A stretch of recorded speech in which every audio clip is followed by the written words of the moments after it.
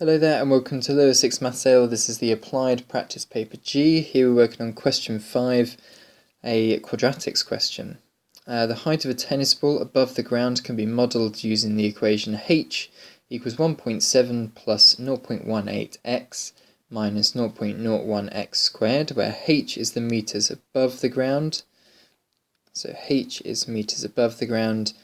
Tennis ball above the ground, and the x is the meters horizontally travelled, so x is horizontal. Find the height of the ball when it is struck, so that's when it has no distance on the x-axis when it's struck, so effectively x equals 0 here, so therefore the height equals 1.7 meters. Part 2 is at a horizontal distance of 7 meters. Well, now we'll plug in x equals 7.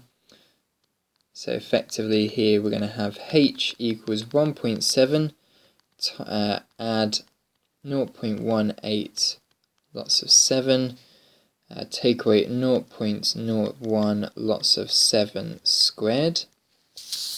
And what we get here, you get your calculator out and plug all of these numbers in, and you get 2.47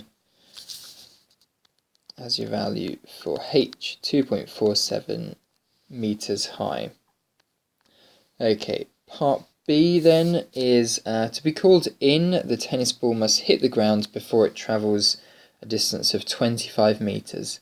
Will the tennis ball be in?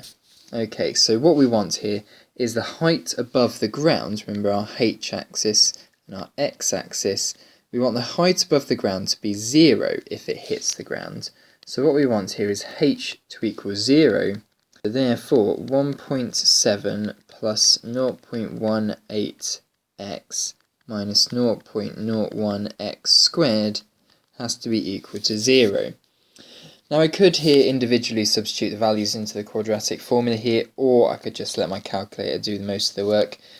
Select the menu button, scroll down to option A, type in your quadratic, and you're going to get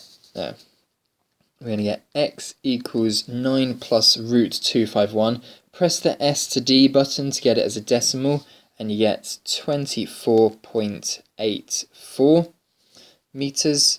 So that looks like it's less than the distance travelled here. So yes, the ball is in. Okay. Part C, the tennis ball is hit with an initial speed of 2 kilometers per minute. Convert this into meters per second. So a kilometer is equal to 1,000 meters. So at the moment we've got 2 kilometers per minute. So what we're going to have here now is 2,000 meters per minute. And now let's divide this through by 60 to get 60 seconds. So 20 divided by 60 is 33.3 meters per second. Okay, that's 0.3 recurring there. Okay, 12 marks for that question.